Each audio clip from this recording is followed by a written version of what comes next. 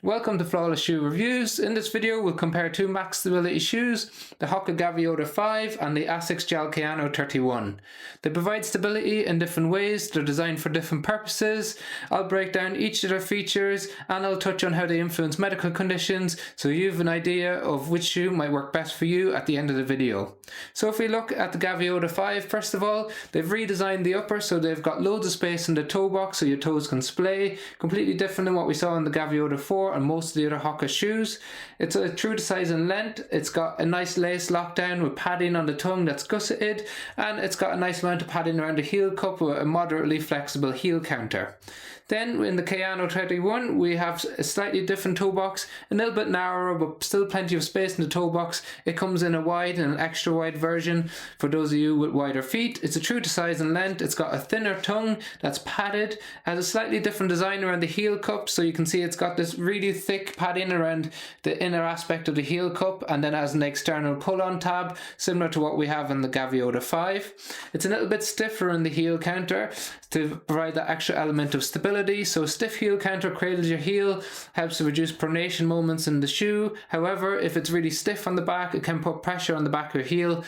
May not be ideal if you've got conditions like Haglund's deformity or insertional Achilles tendonitis. So a little bit more flexible on the back of the Gaviota. When we move down the shoe, they're completely different as well. So we've got an FF Blast Plus cushioning in the Kayano 31.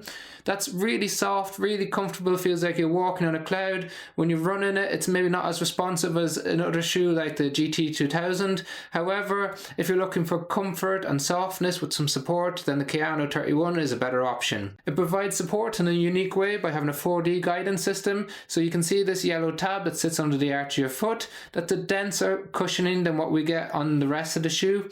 So it's harder to compress, so when you initiate pronation moments in the gait cycle, it's harder to compress and therefore pushes your foot back out again, so it helps control pronation forces.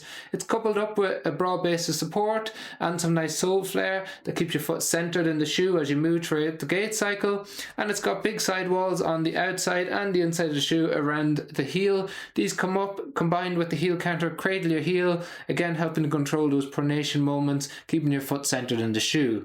Now Hoka provides stability in a completely different way. Historically in the Gaviota 4 they had a H frame and a J frame. They've gotten rid of the J frame and now they just have the H frame for support. So that's denser cushion that sits on either side of the midsole and across the middle. It provides stability on either side of the shoe and torsional stability in the middle of the shoe.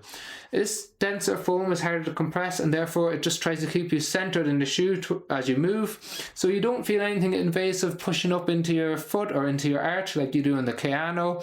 It's a more subtle type of stability but very effective. It's also got some big sidewalls on the heel, on the inside and on the outside, and it's got a really broad base of support to try and provide that extra elements of stability in the forefoot. So still a max stability shoe but not as intrusive as what you get in the Kayano. Then in terms of the cushioning itself, it's a plush type of cushioning. I don't think you sink into it as much as you do in the Kayano, so a little bit firmer, especially when you apply pressure to it. It transitions nicely from back to front when you're running. However, they both come in with very similar specs, so 310 versus 311 grams in the Gel-Kayano for size 9 men's US. There's a difference in the drop, so we have a 10mm drop in the Kayano, so it's 40mm in the rear foot, 30 in the forefoot. Now that can influence things. If you stand in the shoe for long periods of time, a higher drop places more pressure on the front of your foot, but it's more beneficial for offloading your Achilles tendon.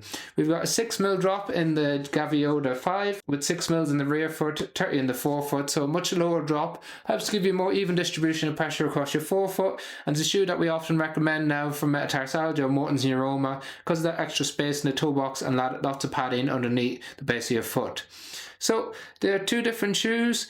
They can be used for walking and standing all day. If you like to have some support under the arch of your foot, then the Gel-Kayano may be a better option, or if you want to offload your Achilles tendon. If you're looking for a lower drop max cushion shoe with max stability that can offload different structures of your foot, help control pronation forces, and offload conditions like bunions, metatarsalgia and Morton's neuroma, then the Gaviota 5 might be a preferred option for you. As I say, they're very similar weight in terms of running, really good for easy runs, recovery, long distance runs, not great for faster workouts just because of the weight, and they don't transition as quickly from the back to the front of the shoe as what you might get in other shoes.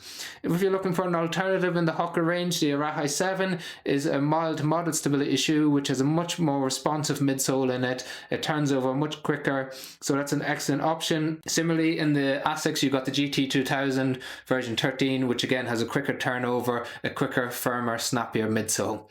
If you have any questions on either shoe or you have them, drop them in the comment section below. Let me know. Interesting to hear your feedback. Otherwise, there's links to them in the description. Buying them through the links helps fund our channel without affecting the price that you pay. Thank you very much for watching. Like and share and subscribing, always appreciated.